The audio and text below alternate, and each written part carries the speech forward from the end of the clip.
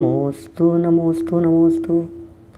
नमो अरिहंताणं, नमो सिद्धाणं, नमो ऐर्याणं, नमो अज्ञायाणं, नमो लोये सवसाहुणम्। ओंकारं बिन्दुसंयुक्तं नित्यं ध्यायन्ति योगिनः। कामदं मोक्षदं चैव ओंकाराय नमो नमः। अविरल शब्द घनोग प्रक्षालित सकल भूतल मलकलंका। मुनि विरुपादित तीर्थात् सरस्वती हरतु नो दुरितान्। अज्ञान तिमिरान्धानां ज्ञानाञ्जन शलाकया चक्षुरुन्मिलितं येन तस्मै श्रीगुरुवे नमः। श्री परम गुरुवे नमः। परम्पराचार्य गुरुवे नमः। सकल कलुष विध्वंसकं श्रेयसां परिवर्धकं धर्म संबंधकं भव्य जीवं मनः प्रतिबोधकारकं पुण्य प्रकाशकं पाप प्रणाशकमिदं शास्त्रं श्री संयम प्रकाश नामधेयम्। अस्य मूल ग्रंथकर्तारे श्री सर्वज्ञ देवास्तदुत्तर ग्रंथकर्तारे श्री गणधर देवा प्रतिगणधर देवा तेषां वचनानुसार आचार्य श्री कुंदकुंदामराय आचार्य सूर्यसागरेण विरचितं श्रोतारः सावधानतया शृण्वन्तु। मंगलम भगवान वीरो मंगलम गौतमो गणी मंगलम कुंदकुंदाद्यो जैन धर्मोस्तु मंगलम सर्वमंगलमांगल्यम सर्वकल्याणकारिकं प्रधानं सर्वधर्माणां जैनं जयतु शासनं जैनं जयतु शासनम्। संयम प्रकाश नाम का यह ग्रंथ है। बड़ी सुंदर मार्मिक चर्चा यहाँ चल रही है। बहुत ही गंभीर सरल शब्दों में आचार्य देव यहाँ बात हमारे को बताते हैं। छोटी छोटी सी बातों में हमें शिक्षा देते रहते हैं, हमें उपदेश देते रहते हैं, हमें बताते रहते हैं कि हे भव्य जीवों, क्या करने योग्य है। अपने मन को पवित्र करो। कल उपदेश दिया था, सम्यक दर्शन के द्वारा अपने मन को पवित्र करो। सम्यक दर्शन के द्वारा अपने अंतरंग को पवित्र करो। ये सब बातें कही थी। क्रोध छोड़ दो, घमंड छोड़ दो। करूं क्या ये बताओ। मन को पवित्र करो। इंद्रियां, भाई, शरीर, धन, ये सब कुछ भी सुख की सामग्री नहीं है। इसलिए हे भव्य प्राणी, मैत्री भाव सब जीवों के प्रति रखना। गुणवानों को देखकर मन में हर्षित होना, हर्ष प्रकट करना। दुखी जीवों को देख कर के दया का भाव व्यक्त करना। ये सब बातें कही गई थी। आगे बढ़े, 330 पर आ जाइए। पेज नंबर 330, 330 पर ऊपर से 5वीं लाइन, यहाँ से शुरू करेंगे अपनी चर्चा को। देखिए क्या कह रहे हैं। हे भव्य प्राणी, हे भव्य प्राणी, भयानक दुख देने वाले जन्म जरा मरण रूपी पहाड़ों से भयंकर दुखों का कारण ऐसे संसार रूपी वन में घूमते हुए तूने विशेष कर्म के उदय से मनुष्य पर्याय प्राप्त की है। दिखा रहे हैं भैया, क्या क्या नहीं किया तुमने अतीत काल में। जन्म जरा मरण इन पहाड़ों के भयंकर दुखों को भोगा है। भयंकर दुखों का कारण संसार रूपी वन, और उसमें घूमते हुए खूब घूमाए, खूब भटकाए। भव अटवी में, संसार समुद्र में खूब डुबाए, खूब गोते लगाए हैं। विशेष कर्म के उदय से मनुष्य पर्याय प्राप्त किए। ये कोई पूर्व जन्म में किए गए पुण्य का छींटा थोड़ा सा लगा, जिस वजह से ये वर्तमान में मनुष्य पर्याय की प्राप्ति हो गई। सहज थोड़ी ना भाई साहब, हर व्यक्ति को नहीं होती। और किसको होती है? अनंत अनंत जन्मों में अरे अनंत जीव राशि हमें चारों तरफ दिखाई देती है, उसमें से हम कहाँ हैं और वो कहाँ हैं। आप कल्पना कर सकते हैं आपके घर में जितने मच्छर होंगे, जितने ये सब कॉकरोच वगैरह होंगे, मकड़ियाँ होगी, छिपकलियाँ होगी, चींटियाँ होगी, वो सब वो और मैं बिल्कुल एक जैसे हैं।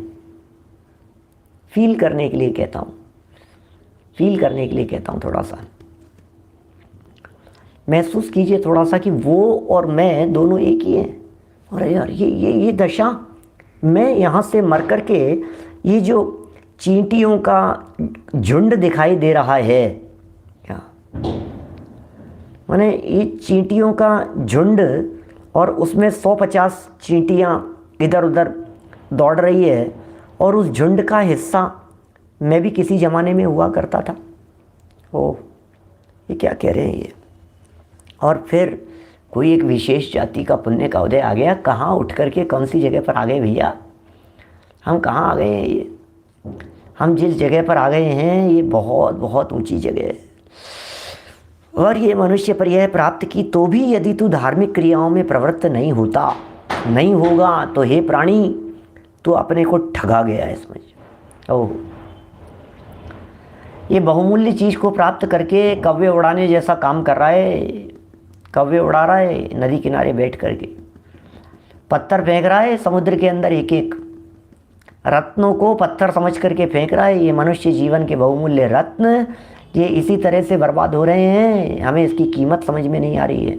हमें क्या मिल गया है, ठगा गया है। ओह, जैसे हिसाब लगाता है ना, मजदूर रखा, कर्मचारी रखा, जॉब पर कोई व्यक्ति रखा काम करने के लिए, सर्वेंट रखा, दिन भर काम नहीं करे, उसके पास में यदि कोई काम नहीं हो, वो बैठा रहे, तो हिसाब लगाता है फ्री के पैसे दे रहे हैं इसको। क्या 15,000 तनख्वाह है इसकी, 500 रुपये रोज़, 500 रुपये रोज़ दे रहे हैं इसको अपन। 25,000 तनख्वाह है, 30,000 तनख्वाह है, 1,000 रुपये रोज़ दे रहे हैं। कर क्या रहा है ये, दिन भर तो पड़ा रहता है, कोई भी तो काम नहीं है इसके पास में। ठगाए जा रहे हैं अपन, या काम तो लो उससे कम से कम। यही हम यहाँ कहना चाहते हैं भैया, ये मनुष्य पर्याय प्राप्त हुई है, कुछ काम तो लो इससे। खिला रहे हो, पिला रहे हो इसको, खूब ऐशो आराम दे रहे हो, सुविधाएं दे रहे हो, एसी में बिठा रखा है, ठंड का समय है तो रजाई में बिठा रखा है। सोचना एक बार, कहाँ कहाँ सुविधाएं दे रखी है इसको, खिलाना पिलाना नहलाना धुलाना सब कुछ। ये जितनी ढेर सारी सुविधाएं दे रखी है, सुविधाओं के एवज में इससे कुछ काम भी लेते हैं क्या। ठगाया जा रहा है, ठगाया जा रहा है भैया। कल ठगों की टोली की चर्चा की थी, आज कह रहे हैं खुद ही ठगाया जा रहा है। कोई ठग नहीं रहा है तेरे को, दुनिया में कोई दूसरा व्यक्ति तुझे बेवकूफ़ नहीं बना रहा है, तू खुद ही ठगाया जा रहा है भैया, ठगाया जा रहा है। सावधान नहीं है तो ठगाया जाएगा, ये लिख रहे हैं यहाँ पर। इसलिए अपने को ठगा गया समझ, अरे मैं तो ठगा गया, क्या मैं तो ठगा गया भैया, अरे मुझे तो बेवकूफ़ बना दिया। किसने बेवकूफ़ बना दिया, अरे मैं यहाँ सच्चा धर्म करने के लिए आया था, मैं यहाँ सच्चे सुख की प्राप्ति के लिए आकर के बैठा था, मुझे विषय वासनाओं ने ठग लिया, मुझे धन ने ठग लिया। क्या ये धन की प्रति आसक्ति, भोगों के प्रति आसक्ति, सुख दिख रहा है, दौड़े जा रहा है, तरस रहा है, तेरस धन के लिए तरसता है, धन तेरस है, तरस रहा है धन के लिए, धन धन धन पूजा कर रहा है, लक्ष्मी की पूजा कर रहा है, अर्घ चढ़ा रहा है। अरे हे लक्ष्मी माँ कब प्रसन्न हो जाएगी, हे माँ कब आ जाएगी, हैं। ये सब ठगाया जा रहा है। इसे लग रहा है कि मैं कोई अच्छा काम कर रहा हूँ, कोई मैया आ जाएगी मेरे पास में, धन आ जाएगा। लेकिन इसे पता ही नहीं है कि ये धन के नाम पर खुद ठगाया जा रहा है। पता है, ये जितने भी ठगने वाले लोग होते हैं, ये कर्म चोरों की बात करता हूँ, जितने भी ठगने वाले लोग होते हैं, क्या ये ठगने वाले लोग लालच देते हैं, ठगने वाले लोग बिस्किट खिलाते हैं, ठगने वाले लोग लॉलीपॉप देते हैं। जितने ठगने वाले लोग होते हैं ये सब बड़ी बड़ी बातें करके आपको जाल में फंसा लेंगे। ठग किसे कहते हैं, ऊपर से ईमानदारी दिखाएंगे, प्रदर्शन करेंगे, अरे बिल्कुल चिंता मत करो, ये हो जाएगा, ये मिल जाएगा। ये जो ठगने का जो तरीका है जगत में, अच्छा वेश बना करके आएंगे, साधु का वेश बना करके आएंगे, सज्जन का वेश बना करके आएंगे, और कौन होंगे? ठग। और फंसा लेते हैं वो हमारे को। कौन है यहाँ, कौन ठग रहा है और किससे ठगाया जा रहा है? कि पुण्य तुझे ठग रहा है, ये पुण्य का वैभव तुझे अट्रैक्ट कर रहा है, ये पुण्य का वैभव तुझे फंसा रहा है, ये पुण्य का वैभव तुझे फांस रहा है, बांध रहा है, तू बंध रहा है, तू उलझ रहा है। भैया समझ करके रहना, संभल करके रहना। ये बता रहे हैं ये पुण्य के उदय में तू ठग गया, ठगाया गया। हो ये सब प्राप्त करके भी धार्मिक क्रियाओं में प्रवृत्त नहीं होगा तो ठगाया गया। और तूने यदि काम में ले लिया तो बस ठीक है, फिर क्या बोलो। संसार रूपी वन में घूमते हुए, संसार रूपी वन में घूमते हुए, भयंकर दुखों को भोगते हुए, जन्म जन्म मरण के पहाड़ों से दुखी होकर के, भयानक दुख देने वाले हे भव्य प्राणी, इन सर्व अवस्थाओं को झेलते हुए तूने ये मनुष्य पर्याय प्राप्त की। और विशेष कर्म के उदय से कोई कर्म का छींटा आ गया उछल करके, विशेष कर्म के उदय से मनुष्य पर्याय प्राप्त किए, तो भी तू धार्मिक क्रियाओं में प्रवृत्त नहीं होगा। तो भी प्रवृत्त नहीं होता धार्मिक क्रियाओं में, तो हे प्राणी तू अपने को ठगा गया है। क्योंकि क्यों ठगा गया है? बता, ठगा क्यों गया ये बता। इसलिए ठगा गया कि 500 रुपये के अंदर तू कितना काम कर सकता था। तू 500 रुपये में क्या लेकर के आया? एक कचौरी बाजार से, अभक्ष्य, खाने योग्य नहीं। एक कचौरी 500 रुपये की दे दी उसने तेरे को लूट लिया उसने। अरे 500 में तो 50 कचौरी आती क्या? तेरे को एक दे दी उसने, 5 ही दी सिर्फ उसने, 50 तो नहीं समझ लिए थे। तू ठगाया गया। जिससे बड़ा काम हो सकता हो उससे छोटा काम होवे तो कहते हैं ठगाया गया। बड़ी उपलब्धि हो सकती हो और छोटी सी ही होवे तो कहते हैं ठगाया गया। तुझे क्या मिल सकता था और तू क्या ले आया? ठगाया गया। 500 रुपये की साड़ी 5000 में खरीद करके लाए तो कहते हैं ठगाया गया। 5000 रुपये के अंदर सिर्फ इतनी हल्की साड़ी खरीद करके लेकर के आए, ठगाया गया। इतनी उत्कृष्ट पुण्य रूप अवस्था, इतना उत्तम कार्य जिसके माध्यम से किया जा सकता था और तूने किया क्या? ये काम नहीं किया। और ये क्या किया? तो ठगाया गया। व्रत में अटक गया, पूजा में अटक गया, दान देने में अटक गया, लौकिक आकांक्षाओं में अटक गया, भाई ये धन संपत्ति में अटक गया, भाई ये थोड़ा बहुत वैभव प्राप्त हुआ तो उसमें अटक गया। ये कह रहे हैं यहाँ पर, तुम सुने एक बार, वास्तविक सुख की प्राप्ति कब होगी? समझना एक बार क्या कह रहे हैं। वास्तविक सुख की प्राप्ति तभी होगी जब आत्मा को वीतराग विज्ञान निधि प्राप्त होगी। क्या बात कह रहे हैं। जब तक न मिले मुझको ये निधि, तब तक तो मैं ही ठगाया गया, खुद ही ठगाया गया। जब तक ये वीतराग विज्ञान रूपी निधि नहीं मिल गई, ठगाया जा रहा है, दिन रात ठगाया जा रहा है। वीतरागता की निधि मिली या नहीं? विज्ञानता की निधि मिली या नहीं? वेद विज्ञान रूपी संपदा प्राप्त हुई या नहीं? वेद विज्ञान की संपदा तो नहीं मिली। वीतरागता वाली निधि मिली या नहीं? कि नहीं मिली। वीतरागता की प्राप्ति तो नहीं हुई, आनंद की प्राप्ति तो नहीं हुई, ठगाया जा रहा है। वीतराग विज्ञानता की निधि प्राप्त होगी। जब तक प्राप्त नहीं होगी, जब तक प्राप्त नहीं होवे, तब तक समझ लेना तो ठगाया जा रहा है। वास्तविक सुख की प्राप्ति वीतराग विज्ञानता के बिना नहीं होगी, असली सुख की प्राप्ति। और उसका मार्ग वैराग्य अवस्था है। भोगों को अमृत फल जाना, विषयों में निश दिन मस्त रहा, उनके संग्रह में हे प्रभुवर मैं व्यस्त त्रस्त अभ्यस्त रहा। ये कह रहे हैं वैराग्य अवस्था जब आएगी, जब उदासीनता होगी, बाहर में उदासीनता और अंदर में प्रसन्नता। बाकी सांसारिक चीज़ें क्षणिक है, कर्मोदय के अधीन है, मिश्रित है, आसक्ति के कारण होने से पाप बंद करने वाली है। दुनिया की सारी चीज़ें सब पाप बंद करने वाली है। दुनिया की जितनी वस्तुएं दिखाई देती है ये सब आसक्ति उत्पन्न करने वाली है। कर्म के उदयजन्य है, मिश्रित हैं, अधीन है, उदय से अधीन है, क्षणिक है, क्षणभंगुर है। संसार की सारी चीज़ें नाशवान है, कोई चीज़ नहीं बचने वाली है, कुछ नहीं बचेगी। क्या जिसको तू अपना कहता है वे छोड़ तुझे चल देता है, जग में जिसको निज कहता मैं वे छोड़ मुझे चल देता है। मैं आकुल व्याकुल हो लेता। वस्तु तो जाने वाली है, पदार्थ तो जाना वाला है। बोलो, दिखा रहे हैं यहाँ पर क्या? वैराग्य की अवस्था। वैराग्य की अवस्था यही सच्चा मार्ग है। मार्ग तो वैराग्य अवस्था है। सच्चा मार्ग, वीतराग विज्ञान प्राप्त करने का सच्चा मार्ग तो वैराग्य अवस्था है। बाकी सांसारिक चीज़ें, ये सब सांसारिक चीज़ें हैं। खाने पीने की और मौज मस्ती के, घूमने फिरने के साधन, ये सब सांसारिक चीज़ें हैं। सब क्षणिक है, कुछ भी स्थायी नहीं है। सब नाशवान है, नश्वर है, परमानेंट रहने वाली नहीं है, बदल जाने वाली है। आज नहीं तो कल छूट जाएगी। अब नहीं रहेंगी ये चीज़ें, ये रहती ही नहीं है। जिनके पीछे दौड़ रहा है वे चीज़ें टेम्परेरी है। टेम्परेरी चीज़ों के पीछे अपनी त्रिकाली वस्तु छिपी हुई है, उसका लक्ष्य नहीं करता है, खो गई है वो, इसके चक्कर में ओझल हो रही है। ये कह रहे हैं ये क्षणिक चीज़ें कर्मोदय के अधीन है। सब कर्मोदय के अधीन है।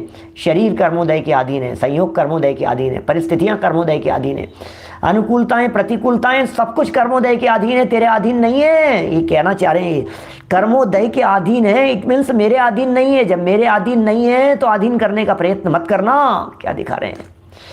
ओ प्रभु, क्या दिखा रहे हैं? देखो तो सही, क्या बात लिख दी है। ये संयोग, ये पेन, क्या ये कर्मोदय के अधीन है? ये दिखा रहे हैं ये पेन कर्म के उदय के अधीन है, ये तेरे अधीन नहीं है। ये पत्नी पुत्र परिवार कर्म के उदय के अधीन है। ये संयोग कब तक बने रहेंगे? ये कर्म के उदय के अधीन है, ये तेरे अधीन नहीं है। तो इन्हें अपना बनाने की, तो इन्हें अधीन करने की चेष्टा करता है, तेरी कुचेष्टा है। इसका फल तुझे लगे बिना नहीं रहेगा, महा दुख पाएगा, ध्यान देना। ये सारी चीज़ें, एक एक चीज़ अपनी प्रिय वस्तु का नाम लेकर के देखिए, जैसे चाहते हो, जो प्रिय वस्तु हो, जो अच्छी लगती हो, क्या एक दिन बिक जाएगा। माटी के मोल जग में रह जाएंगे। क्या प्यारे तेरे बोल बिक जाएगा। माटी के मोल, क्या माटी के मोल? माटी का तो कोई मोल ही नहीं है, ख़त्म हो जाएगा, कोई नहीं पूछेगा। लिख रहे हैं ये कर्मोदय के अधीन है। सांसारिक चीज़ें क्षणिक भी है और कर्म के उदय के अधीन भी है। अरे कर्म के उदय के अधीन है इसीलिए तो क्षणिक है, क्योंकि उदय परमानेंट नहीं है। दुनिया में किसी का उदय परमानेंट नहीं रहता। उदय परमानेंट रहे तो फिर उदय में और स्वभाव में क्या फ़र्क होगा? स्वभाव परमानेंट है, उदय विभावजन्य है। क्या ये उदय परमानेंट नहीं है? उदय से दृष्टि हटाओ। जो उदय में प्राप्त हुए संयोग हैं छोड़ो, उनको दृष्टि देना बंद करो। जाने वाले हैं, ये परदेसी है, ये प्रीति मत लगाना इनसे, दुखी हो जाएगा। मिश्रित आसक्ति के कारण होने से, आसक्ति के कारण होने से पाप बंद करने वाली है। कहीं सुख नहीं है। जहाँ जहाँ लगता है ना, अब थोड़ा सा उन वस्तुओं को दिखा देते हैं आपको। कहाँ सुख दिखाई देता है? वो सारी वस्तुएं यहाँ गिनाई है, एक एक वस्तु को यहाँ पर गिनाया है। बहुत गजब का श्लोक दिया है। देखिए लिख रहे हैं और भी कहा है। ये श्लोक यहाँ और बतला रहे हैं।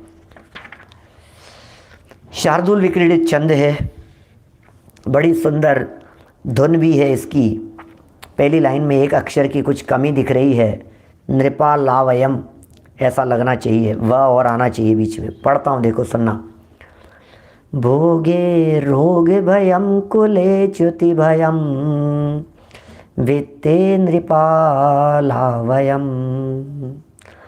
मौने दैन्य भयम बले रिपु भयम रूपे जराया भयम शास्त्रे वादे भयम गुणे खल भयम काये कृतान्तात् भयम सर्वं वस्तु भयान्वितं भुवि नृणां वैराग्यमेवा भयम। वाओ, वैराग्यमेव अभयम। वैराग्य ही अभयम। वैराग्य में भय नहीं है, वैराग्य में भय नहीं है, बाकी सब में भय। शास्त्रे वाद भयम गुणे खल भयम काये कृतांत भयम। क्या मौने दैन्य भयम बले रिपु भयम रूपे जरा भयम। वाओ, क्या लिख रहे हैं। भोगे रोग भयम कुले च्युति भयम वित्ते नृपाल भयम। अरे राम, क्या लिख रहे हैं ये। क्या नृपाला भयम, क्या भ शब्द आना चाहिए यहाँ। क्या कितने कितने भय है ये। अर्थ सुनो जरा, आपको क्या लगता है इसमें शांति मिलेगी, इसमें सुख मिलेगा, इसमें सुख मिलेगा? अरे 10 चीज़ें बता दी यहाँ पर जिसमें आपको सुख दिखाई देता है, और सबके हेतु दे दिए, सबके कारण दे दिए। जिनमें आपको लगता है कि इनमें सुख है, उन सबके कारण बतला रहे हैं कि इनमें सुख नहीं है, और आखिर क्यों नहीं है, आखिर इनमें सुख क्यों नहीं है, वो बता रहे हैं यहाँ पर। स्त्री आदि विषय भोगों में सुख नहीं है। सारा जगत विषय भोगों में सुख मान रहा है, सारा जगत ये मान करके चल रहा है, क्या सारा जगत ये मान करके चल रहा है कि स्त्री में सुख है, सारा जगत ये मान करके चल रहा है भोगों में सुख है, सारा जगत ये मान करके चल रहा है विषयों में आनंद है, और दौड़े जा रहा है उन सब के पीछे, भागे जा रहा है, भागे जा रहा है, दौड़े जा रहा है। लेकिन ये लिख रहे हैं, ये क्या लिख रहे हैं यहाँ पर? विषय भोगों में सुख नहीं है। क्यों नहीं है? क्योंकि शारीरिक रोग का भय है। अरे कब तक चलेगा? उम्र 40, 50, 60 के ऊपर होती है, जवाब देने लगती है इंद्रियां, जवाब देने लगती है इनकी शक्ति, रोगों की दस्तक दिखाई देती है कदम कदम पर। ये तो अभी 20-25 साल की, 30 साल की उम्र है ना, तो जवानी का जोश दिखाई देता है। जैसे जैसे उम्र बढ़ती चली जाती है, जैसे जैसे समय बढ़ता चला जाता है, वैसे वैसे ये दस्तक देती रहती है बीमारियाँ, हार्ट, किडनी, लीवर, डायबिटीज़, आँखों पे चश्मा और न मालूम क्या क्या। क्या बोलो, क्या कह रहे हैं ये लिख रहे हैं भाई साहब, एक एक शब्द लिख रहे हैं, जरा सुनिए जरा। स्त्री विषय भोगों में सुख नहीं है। क्यों नहीं है सुख? जरा विचार तो करो, क्यों नहीं है? क्योंकि शारीरिक रोगों का भय, ये भय बना रहता है, ये डर बना रहता है। क्या देखिए, बड़े बड़े प्रतिष्ठित कुल की प्राप्ति में भी सुख नहीं है। ऐसे लगता है अरे मुझे तो प्रतिष्ठित कुल की प्राप्ति होगी। अरे भैया कितने बड़े कुल के हैं, कितने बड़े कुल के हैं, देखो भोगों में सुख मानता था। दूसरा व्यक्ति मिला, उसने क्या कहा कि भोग में तो नहीं है लेकिन प्रतिष्ठित कुल की प्राप्ति है। अरे तुम्हें पता है मेरा कुल कितना बड़ा है, तुम्हें पता है मैं कितने महान कुल में जन्म लिया हूँ, तुम्हें पता है मैं कौन सी फैमिली से बिलोंग करता हूँ? कि हाँ, हमें मालूम है मारीची जी आप कौन सी फैमिली से बिलोंग करते हैं, आपकी फैमिली तो बहुत सॉलिड थी, स्ट्रांग थी, लेकिन तुम क्या हो ये तो बताओ। कह रहे हैं यहाँ पे बड़े बड़े प्रतिष्ठित कुल की प्राप्ति में उसमें सुख नहीं है, उसमें नहीं है रंच मात्र भी सुख, क्योंकि उसमें पतन का भय है। लो भैया, कुल तो बहुत श्रेष्ठ था, लेकिन तुम्हारे कुल में एक ऐसा जन्म लिया कंस, ऐसा जन्म लिया रावण, ऐसा जन्म लिया कीचक, जिसने कलंकित कर दिया दुर्योधन, ऐसा ऐसा। क्या समझ में आ रही है बात? उसने तुम्हारे कुल को कलंकित कर दिया। सुनो तो सही, कौन, किस कुल की बात कर रहे हो आप? किस बड़प्पन की बात कर रहे हो? पता नहीं अपनी बच्चियों का क्या होगा, पता नहीं अपने बच्चे क्या करेंगे, पता नहीं बच्चे पोते क्या करेंगे, कहाँ विवाह शादी करेंगे, क्या करके आएंगे, कहाँ कौन से कांड करके आएंगे, हमें कुछ पता नहीं है, कुछ नहीं मालूम है। बड़ा गर्व करता है दुनिया के हर माता पिता, ये सोचते हैं मेरा बच्चा तो गलत कर ही नहीं सकता है, बस कभी नहीं करेगा, ये तो कभी गलत नहीं करेगा, कभी गलत नहीं करेगा। क्या पता कौन क्या करेगा, हमें कुछ नहीं पता है। ये कुल की चर्चा कर रहे हैं, ये कौन से कुल की बात कर रहे हो आप? बड़े बड़े प्रतिष्ठित कुल की प्राप्ति में भी सुख नहीं है, डर बना रहता है, घबराहट बनी रहती है, पता नहीं क्या होगा, पता नहीं क्या होगा। क्या है? पब देखो क्या होते हैं ये, क्या बार बार होते हैं क्या? पबजी चलता था एक बड़ा, बीच में चल रहा था, काफ़ी आ रहा था, न्यूज़पेपर की खबरें बनी हुई थी, पबजी खेलते हैं, पबजी खेलते हैं। पब अलग होते हैं, कहाँ जाए? शराब देखो आप, शराब, सिगरेट, सिनेमा, सब लोग भरे पड़े हैं वहाँ। क्या वाइन बार, पब, क्या क्या हो रहे हैं, कहाँ कहाँ दौड़ रहे हैं, भरे पड़े हैं न्यू ईयर मनाने के लिए, ये मनाने के लिए, क्रिसमस मनाने के लिए, दिवाली मनाने के लिए, happy new year, 31st night हो, देखो क्या कहाँ कहाँ भागे जा रहा है, कुछ पता नहीं है भैया, कुछ होश नहीं है।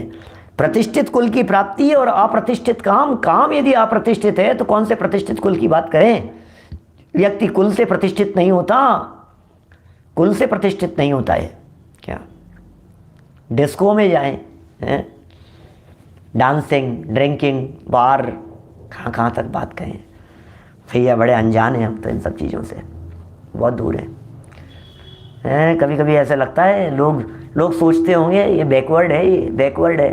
कोई बात नहीं, हम पीछे से ही चले जाएंगे, ऊपर सिद्धालय में जाकर के बैठ जाएंगे, बैकवर्ड सही, कोई बात नहीं है। पीछे पीछे से बहुत पीछे रह गए आप तो, बहुत पीछे। अरे यार आपको इतनी खबर नहीं है, आपको इतना ही पता नहीं है, कोई बात नहीं, कोई बात नहीं, हमें क्या है। हम तो ये कोई व्यक्ति आपको ऐसा लग रहा है मैं पीछे रह गया, मैं पीछे रह गया, कोई बात नहीं, तुम बिल्कुल लास्ट में रह गए और अपना मुंह घुमा लो और सारी दुनिया तुमसे पीछे हो गई, तुम सबसे आगे हो गए। तुम समझ में आ रही है फ़र्क क्या है?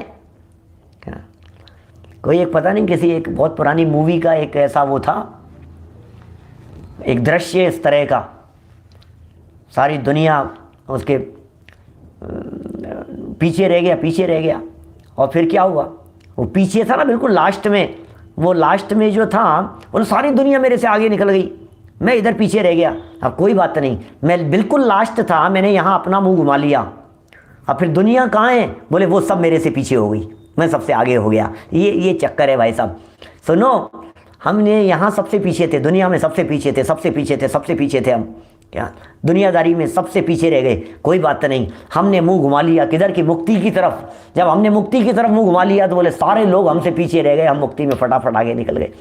ये कह रहे हैं भाई साहब, ये बातें जो कह रहे हैं ये सुनो जरा, स्कूल में कुछ दम नहीं है, पतन का भय बना रहता है। अर्थात अन्याय रूप प्रवृत्ति करने वाले, अन्याय रूप प्रवृत्ति करने वाले कुटुंबियों के कारण से वंश बदनाम हो जाता है। ओह, पांडवों की तो प्रशंसा सब करते हैं, कौरवों का नाम सुनते ही कलंकित नजर आता है। ये कौरव हैं, ये सब के सब, ये कौरवों का कुल बदनाम हो गया। कैसे बदनाम हो गया ये कौरवों का कुल? खोटे काम करने वाले। अरे दुशासन जैसे लोग जहाँ हो, दुर्योधन और दुशासन जैसी लोगों की कूटनीतियाँ, कलुषित बुद्धि जहाँ चलती हो, उसका नाम क्या है? बोले बदनाम वंश है वो। इसी प्रकार धन में तो सुख है, धन में तो सुख है भाई साहब, इसीलिए तो तरस रहे हैं। धन तेरस, क्यों तरस रहे हो भैया? पता नहीं, तरस तरस करके तेरस मना रहा है, धन के पीछे भाग भाग करके। धन की प्राप्ति में भी सुख नहीं है। क्यों नहीं है? क्योंकि उसमें राजा का भय है, चोर का भय है, लुटेरों का भय है, गवर्नमेंट का भय है। ज़्यादा कमाओ तो टैक्स का भय है, ले लेंगे, गवर्नमेंट ले लेगी। क्या करें भाई साहब? कहाँ अभी किसने कही बात? एक व्यक्ति को इनकम टैक्स ऑफिस के बाहर फटे हाल भिखारी उस हालत में अंदर जाते हुए जा रहा था। क्या बोले कहाँ जा रहे हो अंदर? तुम्हारा क्या काम है अंदर? कि टैक्स भरने जा रहा हूँ। कि तुम भी टैक्स भरते हो? कि हाँ टैक्स भरता हूँ, इसलिए तो फटे हाल हूँ। अब ये ऐसे ऐसे डायलॉग की बात करता हूँ मैं आपसे। ये हालत है दुनिया में, ये हालत यहाँ बतला रहे हैं। राजा का भय है, पैसा बहुत है तो क्या करे? 30% 40% कहाँ तक देगा? बोलो क्या? इनको ऐसा लगता है राजा का भय रहता है, पुलिस वालों का भय, लुटेरों का भय, कानून का भय, नेताओं का भय। तुम्हारे पास में पैसा ज़्यादा है भैया, भिजवा देना, 5 पेटी भिजवा देना, ये भिजवा देना। चुनाव का समय 25 भिजवाने पड़ेंगे सेठ जी, 25 चाहिए। अब क्या करे सेठ जी को? भय है इनका। आ जाते हैं नेता लोग, क्या करो? देखो मौन रखने में विचार, अपन तो शांति रखो भैया, अपन तो शांति से बैठो, इसमें तो सुख है, इसमें तो सुख है ना। बोलो, मौन रखने में भी सुख नहीं है, क्योंकि उसमें दीनता का भय है। मौन मूर्खस्य आभूषणम। तुम मौन रहते हो, लोग तुम्हें मूर्ख समझते हैं। तुम मौन रहते हो, तुम्हें कोई कुछ समझता ही नहीं। तुम चुपचाप बैठे रहते हो, तुम्हें कोई कुछ गिनता ही नहीं है। इस बात का डर बना रहता है, मैं बोलूँगा नहीं तो पता ही नहीं लगेगा इसको कि मैं कौन हूँ। क्या करें बोलो, क्या कहें भाई साहब? शारीरिक शक्ति में भी सुख नहीं है। कोई बात नहीं, मौन की छोड़ो, शारीरिक शक्ति मतलब दुनिया ने कहाँ कहाँ सुख की कल्पना की हुई है एक ही श्लोक में। मुझे नहीं लगता है कि आपको जीवन में कभी ये श्लोक पढ़ने का अवसर मिलता, यदि ये संयम प्रकाश नहीं पढ़ रहे होते तो। पता नहीं कौन से ग्रंथ का है, पता नहीं कहाँ से, कौन सा ग्रंथ कब कहाँ पढ़ते, कहाँ मिलती है बात आपको। एक ही श्लोक के अंदर कितनी तरह की बातें लिख दी है इन्होंने, यहाँ कितनी तरह की बातें यहाँ पर लिख दी है। शारीरिक शक्ति में भी सुख नहीं है, इसमें भी शांति नहीं है। क्यों साहब? शारीरिक शक्ति में क्या हो गया भाई साहब? क्योंकि शत्रुओं का भय है शारीरिक शक्ति में। तुम बलवान हो तो तुम क्या सोचते हो तुम्हें दुश्मन छोड़ देंगे? नहीं। सुंदर रूप की प्राप्ति में भी सुख नहीं है। ओ, सुंदर रूप की प्राप्ति में भी सुख नहीं है। क्या क्या बताएं? सुंदर हो गया, सुंदर हो गया, अब तो सुखी हूं ना कि कोई पूछता ही नहीं है। लोग हमें घमंडी कह करके पुकारते हैं, अरे मैं सुंदर हो गया तो मैं क्या करूं? मेरी सुंदरता में मेरे सुभग नाम कर्म का उदय, मेरे शुभ नाम कर्म का उदय कारण है, मैं क्या करूं इसमें? ये डर बना रहता है, रोगों का डर बना रहता है। सुंदर हो जावे तो, खुद सुंदर हो जावे तो कह रहे हैं ये क्योंकि उसमें बुढ़ापे का भय है। ये यौवन भी बुढ़ापे का पैगाम लिए बैठा है। क्या इस यौवन को पाकर क्यों इठलाते हो इतना? ये यौवन भी बुढ़ापे का पैगाम लिए बैठा है, इसमें भी बुढ़ापा झलकता है, आने वाला है, कोई बात नहीं। तो सुंदर सुंदर दिख रहा है ना, कितने दिन चलेगी ये सुंदरता? शत्रुता है ये। क्या ये रूप सौंदर्य में शत्रुता दिखाई देती है। रूपवती भार्या शत्रु पुत्र शत्रु च पंडिता। क्या ऋण करता पिता शत्रु माता शत्रु च व्यभिचारिणी। 4 लोगों को शत्रु कहा है नीतिकारों ने, 4 शब्द दिए हैं माता पिता पुत्र पत्नी के संदर्भ में। माता पिता पुत्र पत्नी ये चारों शत्रु हैं, लेकिन कौन सी परिस्थिति में? ऋण करता पिता शत्रु माता शत्रु च व्यभिचारिणी। रूपवती भार्या शत्रु पुत्र शत्रु च पंडिता।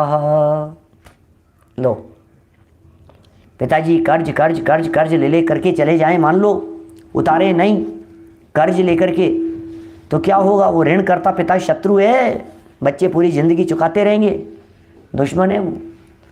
और माता यदि व्यभिचारिणी हो तो हमारे सारी दुनिया लांछन लगाएगी, चिल्लाएगी, पुकारेगी, हीन दृष्टि से देखेगी। ऋण करता पिता शत्रु माता शत्रु से व्यभिचारिणी। और रूपवती भार्या शत्रु। लो, रूपवती भार्या शत्रु, सुंदर पत्नी शत्रु है कि गजब कर रहे हो आप? सुंदर पत्नी को शत्रु कह रहे हो कि तेरे दिमाग में शक बना रहता है, तेरे दिमाग में पीड़ा बनी रहती है, तेरे दिमाग में टेंशन बनी रहती है, तू छोड़ नहीं सकता, तू बात नहीं, मतलब अकेले नहीं छोड़ सकता, अकेले चले जाए, किसी से बात करे, किसी से कुछ करे, तेरे को ऐसे लगता है तेरे को कहीं किसी से चक्कर तो नहीं, तू दिन भर टेंशन आकुलता पे टेंशन के अंदर जीता है, तू शत्रु है ये और क्या है? हाँ, पुत्र शत्रु से अपंडिता। पुत्र कैसा शत्रु है? अपंडित मूर्ख पुत्र शत्रु है। वैसा क्या कहें? ये दिखा रहे हैं यहाँ पर। तुझे क्या चाहिए? बता बता, तुझे क्या चाहिए है? कौन सी चीज तुझे चाहिए? हर व्यक्ति दुखी है, हर हाल में दुखी है, हर परिस्थिति में दुखी है, कहीं चैन नहीं है, कहीं शांति नहीं है। अरे निज आत्मा को जाने बिना कहाँ शांति मिले भाई साहब? सारे दुनिया के लोग दुखी हैं, आकुलताग्रस्त हैं।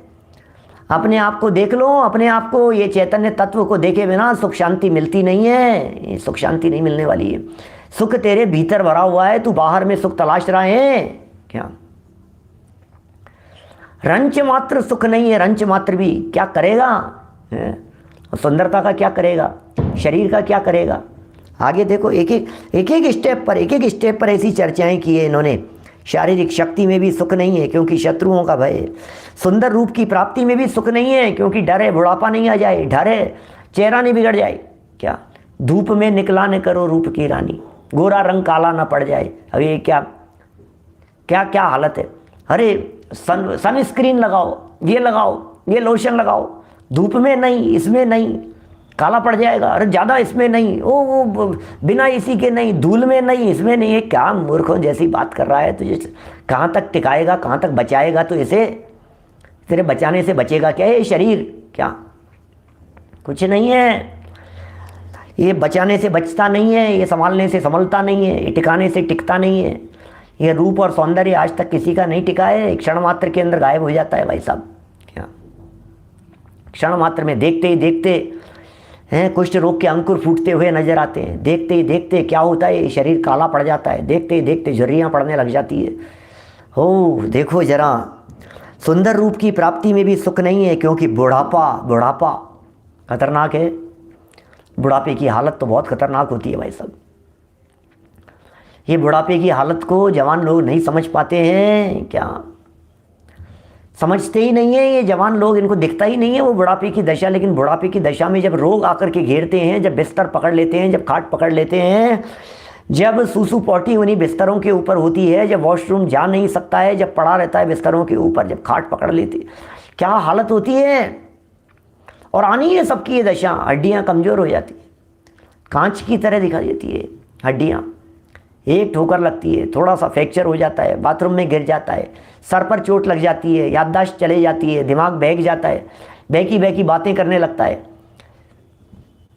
बड़ी, मैं थोड़ा कह रहा हूँ सच में, मतलब ये बातें, ये मनुष्य जीवन की बड़ी बहुत माइनस पॉइंट है, बहुत माइनस पॉइंट है इस मनुष्य शरीर में। लेकिन नरभव लाहो लीजिए, इस मनुष्य जन्म का लाभ ले लेना चाहिए हमारे को, जितना संभव हो सके इसका लाभ ले लो। अरे बचा हुआ पर्याप्त है, चिंता मत करो, आपके पास में बहुत माल है, आपके पास में बहुत समय है, जितना बचा है वो पर्याप्त है। बीती ताही विसार दे, आगे की सुध ले, बीती हुई को विसार दे और इस चैतन्य तत्व के दर्शन कर ले। देखने लायक तो ये है, जितनी चीज़ों में सुख नहीं है, ये बातें यहाँ कह रहे हैं, वहाँ से दृष्टि हटाओ और अंदर में ले जाओ, वहाँ से दृष्टि हटाओ और अंदर में ले जाओ, वहाँ से हटाओ और भीतर में ले जाओ। ये काम करना है बस, और कुछ नहीं करना है।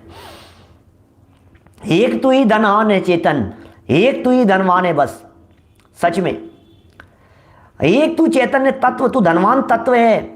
अरे तेरे चैतन्य तत्व, इस स्वभाव का अवलंबन लेने पर बड़े बड़े धनवान लोग धनवान बन गए। अरे ये मुनिराज कैसे बन गए, ये अरियंत कैसे बन गए, ये तीर्थंकर कैसे बन गए, इन्होंने सिद्धत्व की प्राप्ति कैसे कर ली है। अरे उस धन को जिन्होंने प्राप्त कर लिया, चेतन धन को जिन्होंने प्राप्त कर लिया, वे धनवान हो गए, पंच परमेष्ठी पूज्य हो गए, तीन लोक में महान हो गए। क्यों पूज्य हो गए? अपने आप को देखकर। इसलिए दृष्टि हटाओ। कितनी बातों से यहाँ हटा दिया है, स्त्री आदि विषय भोगों से दृष्टि हटा दी है पहले नंबर पर, कुल प्रतिष्ठा से दृष्टि को हटा दी है इन्होंने। फिर उसके बाद में धन में सुख नहीं है, राजाओं का भय था, मौन में सुख नहीं है, शारीरिक शक्ति में सुख नहीं है, और सुंदरता में भी सुख नहीं है, क्योंकि बुढ़ापा दिखाई देता है। तो अब क्या करें? रूप देख लो, रूप चतुर्दशी कहता है, रूप देखो। चेतन अपनो रूप निहारो, क्या नहीं गोरो नहीं कालो, चेतन अपनो रूप निहारो। चेतन अपने रूप को निहारो, जो गोरा नहीं है, जो काला नहीं है। देह से भिन्न एक चैतन्य तत्व, ऐसा रूप है जिसे देखते हुए मुनिराज आघाते नहीं है, जिसे देखते हुए अरिहंत सिद्ध परमात्मा सादी अनंत काल तक उस चैतन्य के रूप को देखते देखते कभी उकताहट नहीं होती है। ऐसे रूप को देखो जरा, हे चेतन अपने रूप को देखो। महावीर भगवान किसके रूप को देख रहे हैं? महावीर भगवान अपने रूप को देख रहे हैं, वे अपने स्वरूप को देख रहे हैं। तो अपने स्वरूप को क्यों नहीं देखता है? उनकी नासाग्र दृष्टि, हमारे भगवान अपने को देखते हैं, तुम अपने आप को क्यों नहीं देखते हो? ये बताओ। ये दिखा रहे हैं यहाँ पर। और देखो, और अर्थात वृद्धावस्था में तमाम रूप नष्ट प्राय हो जाता है। ये शब्द, ये वाक्य, कितना खतरनाक वाक्य लिखा है इन्होंने। अर्थात वृद्धावस्था में तमाम रूप हो, वृद्धावस्था में तमाम रूप नष्ट प्राय हो जाता है। आपकी 20-25 साल की उम्र की फ़ोटो और 70 साल की उम्र की फ़ोटो को ज़रा मिला करके देखो, आपको पता लगेगा। 25 साल की उम्र में, 20 साल की उम्र में, 30 साल की उम्र में, 28 साल की उम्र में जिस तरह से अपने रूप सौंदर्य को देख करके इठलाते थे, गर्व करते थे, एक्शन से, देवानंद स्टाइल में, और ये लगता था ऐसा कि ओ मैं तो, मेरे जैसा कोई नहीं है, कामदेव जैसा हो।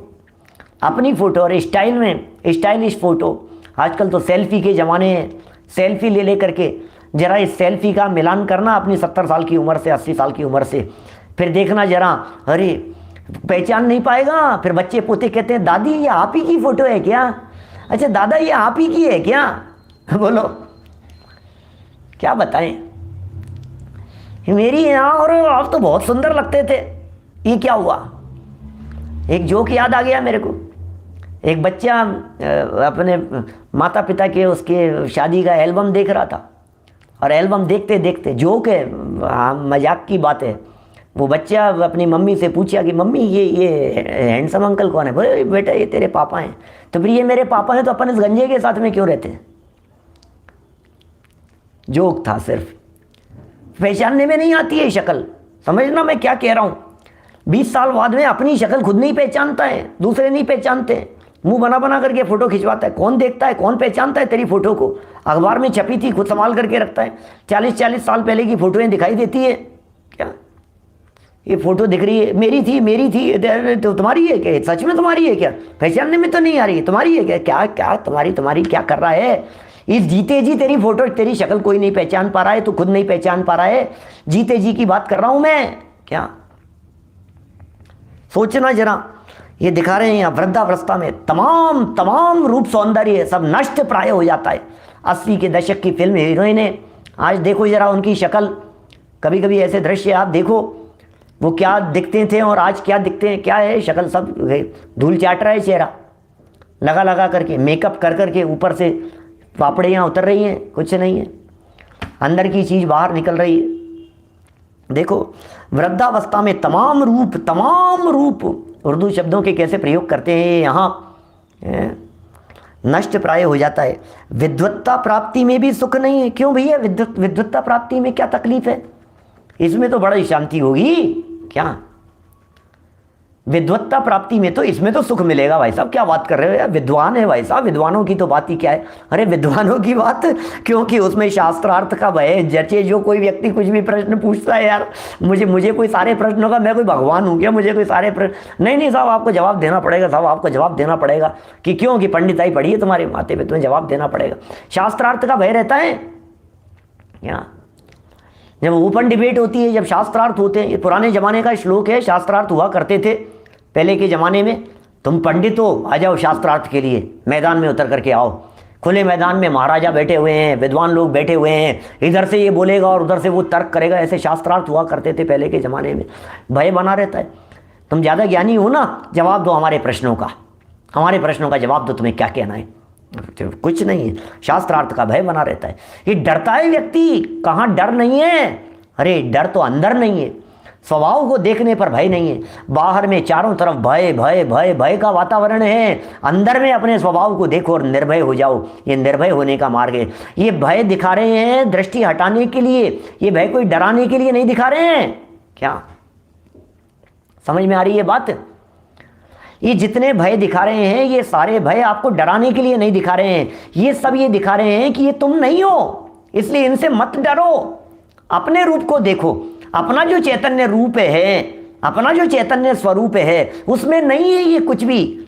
उसमें धन नहीं है, उसमें लोभ नहीं है, उसमें शरीर नहीं है, उसमें बदसूरती नहीं है, उसमें प्रतिष्ठा कुल का किसी तरह का खतरा नहीं है, उसमें कुछ नहीं है। अपनी संपदा के अंदर राजाओं का भय नहीं है। अपने चैतन्य रूप में ये वृद्धावस्था का डर नहीं है, क्योंकि मैं वो तत्व हूँ जिसको वृद्धावस्था नहीं होती है।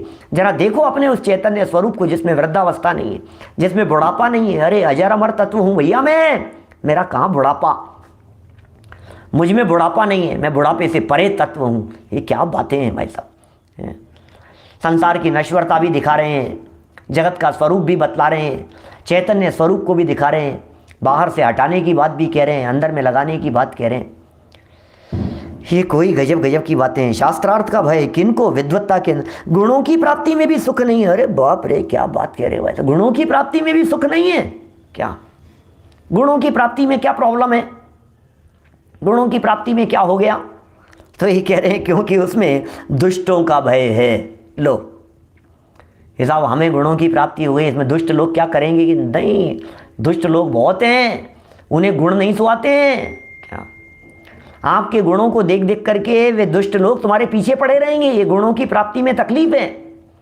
दुर्जन लोग हैं, दुष्ट लोग हैं, ये आपके पीछे पड़े रहेंगे जान हाथ में लेकर के। जिन व्यक्तियों के पास में थोड़ा टैलेंट होता है, उन व्यक्तियों के दुश्मन बहुत होते हैं। जिन व्यक्तियों के पास में थोड़ा सा कलाएं, योग्यताएं, सामर्थ्य हैं, गुण हैं, थोड़ी बहुत विशेषताएं जिस व्यक्ति के पास में, टॉप करता है स्कूल में, क्लास में, क्लास के दूसरे बच्चे, इंटेलिजेंट स्टूडेंट्स, दूसरे सब उससे चिढ़ने लगते हैं, सब उससे जलने लगते हैं, लोग उसकी टांग खींचने लगते हैं। लोग ये गुण गुण होने का ये नतीजा मिल रहा है हमारे को। दुष्टों का भय, दुष्ट लोग बहुत है ना टांग खींचने वाले, क्या करें। हमारा बच्चा मूढ़ है, ना समझे, मूर्ख है, एक भारी टेंशन है, समझना। बच्चा मूर्ख है, उसमें अकल नहीं है, ना समझे, भारी टेंशन है आपको। और हमारा बच्चा बहुत इंटेलिजेंट है, भारी टेंशन है। ये क्या चक्कर है भाई साहब, दिन रात टेंशन ही टेंशन है। बच्चा मूर्ख था तो टेंशन है, और बच्चा बहुत होशियार है तो टेंशन है। समझ में नहीं आता है ये हो क्या रहा है। ये इंटेलिजेंट है तो भी टेंशन है, तो किस बात की टेंशन है। अब किस बात की पीड़ा है तुम्हारे को। बच्चा बहुत होशियार है, होशियार है इसीलिए तो प्रॉब्लम है। आत्महत्या कर लेते हैं होशियार बच्चे, मार देते हैं, एक्सीडेंट कर देते हैं होशियार बच्चों का, क्या करें। ये गुणवानों को दुष्टों का भय है, इसलिए कहाँ तक कहें भाई साहब, कहाँ तक कहें। महाराज साहब कह रहे हैं भैया हम कहाँ तक बतलाएं। इसलिए संसार में मनुष्यों की तमाम इष्ट सामग्री के साथ में दुख लगा हुआ है। लो, इष्ट सामग्री के साथ में दुख लगा हुआ है। कंप्यूटर है तो वायरस है। हमारे बड़े दादा पंडित रतनचंद जी भारिल साहब, उन्होंने एक पुस्तक में इस तरह की भाषा शैली का प्रयोग किया। ईश्वर कर्तृत्व के निषेध के संदर्भ में उन्होंने इस तरह की बातें लिखी, बहुत सारे तर्क दिए, बहुत सारी युक्तियां दी उन्होंने।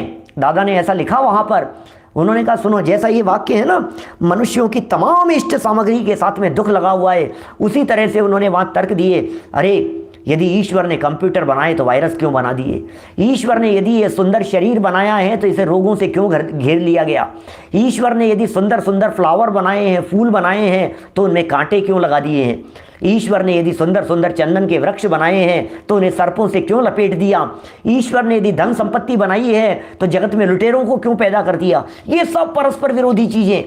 कल्पना करना जरा एक बार, सोचना एक बार बुद्धि से, ये जगत का स्वरूप इसी तरह का है। चारों तरफ विरोध विरोध विरोध विरोध विरोध विरोध का वातावरण, क्या करो।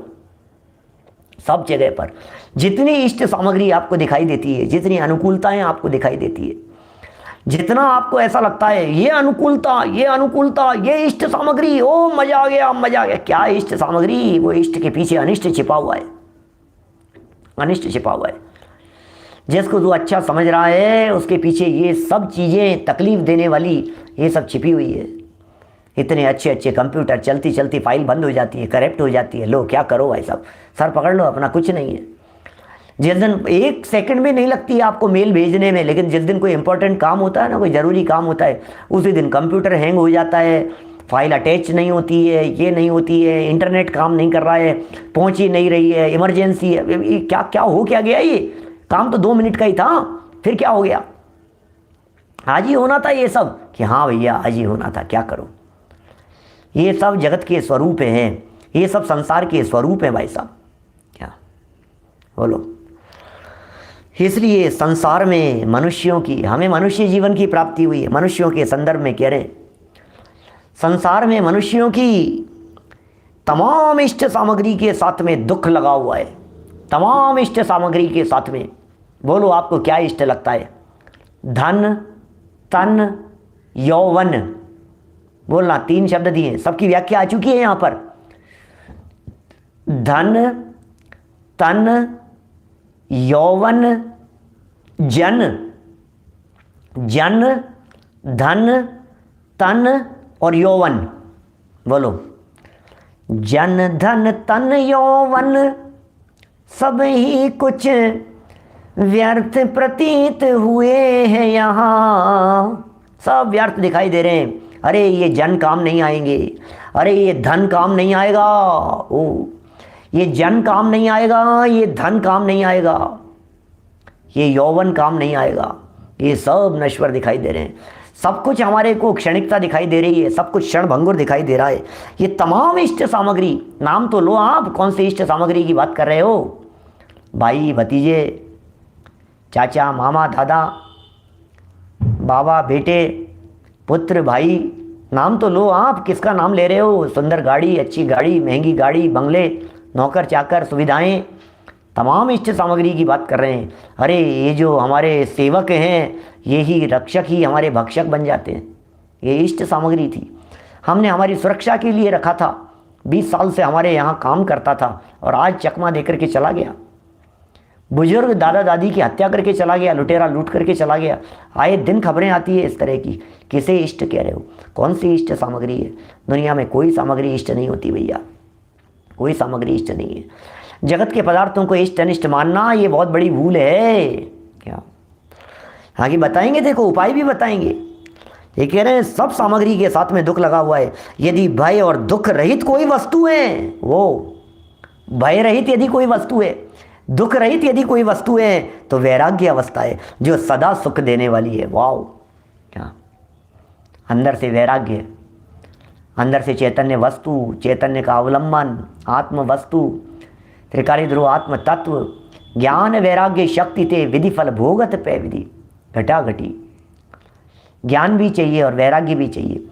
ज्ञान पूर्वक वैराग्य सच्चा होता है। ज्ञान कला जिनके हृदय में जागृत होती है वे सच्चे वैरागी होते हैं। वैराग्य ज्ञान के बिना नहीं होता। यहाँ वैराग्य की चर्चा कर रहे हैं।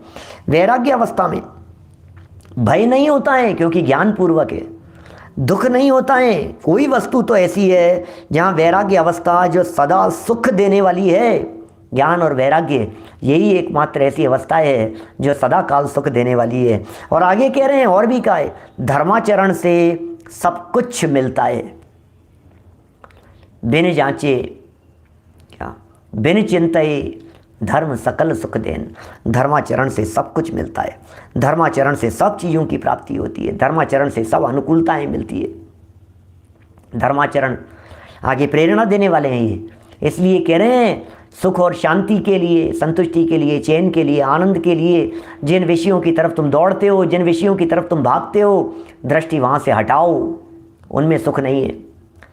कहाँ कहाँ सुख खोज रहा है, वहाँ कहीं भी सुख नहीं है। इसलिए वहाँ से दृष्टि हटेगी, अपने अंदर में आएगी, और वो जब दृष्टि अंदर में आती है तब सच्चा धर्म प्रकट होता है। ऐसा सच्चा धर्म जिनके जीवन में प्रकट होता है, धर्माचरण जिनके जीवन में होता है, फिर उनके जीवन में किसी भी तरह की कोई तकलीफ नहीं होती, कोई कष्ट नहीं होता। धर्माचरण से सब कुछ मिलता है। धर्माचरण से सब कुछ मिलता है। यह बात यदि आपको जाननी हो तो हम मिलेंगे कल रात्रि के भारतीय समय अनुसार ठीक 8 बजे आपसे इस चर्चा को लेकर के। और बीच में जो 3-4 चर्चाएं अलग अलग समय पर चल रही है वे यथावत चलती ही रहेगी। आज ही रात्रि में दीपावली के मंगलमय प्रसंग पर, भगवान महावीर स्वामी निर्वाण दिवस के मंगलमय प्रसंग पर पूरा प्रवचन 53 मिनट का पूरा प्रवचन पारस टीवी पर रेगुलर चलते हुए प्रवचनों में जो अपना चल रहा है पुरुषार्थ सिद्धि उपाय, उसे आज के लिए दीपावली प्रवचन के रूप में कन्वर्ट करते हुए कल से वापस पुरुषार्थ सिद्धि उपाय चलेगा। आज 53 मिनट का वो प्रवचन है और वो पूरा मेरे को जहाँ जानकारी मिली है प्रमोद जी भाई साहब से कि पूरा चलने वाला है। बहुत सारी उसमें बातें हैं, आप स्वयं भी लाभ ले सकते हैं, औरों को भी बता सकते हैं, प्रेरित कर सकते हैं क्या है दीपावली, कैसे मनाएं, उससे जुड़ी हुई बहुत सारी छोटी छोटी सी चीज़ें, भ्रांतियाँ, सबकी चर्चाएँ होने वाली है। चलिए जनवाणी स्तुति। जावाणी के ज्ञान ते सूझे लोकालोक,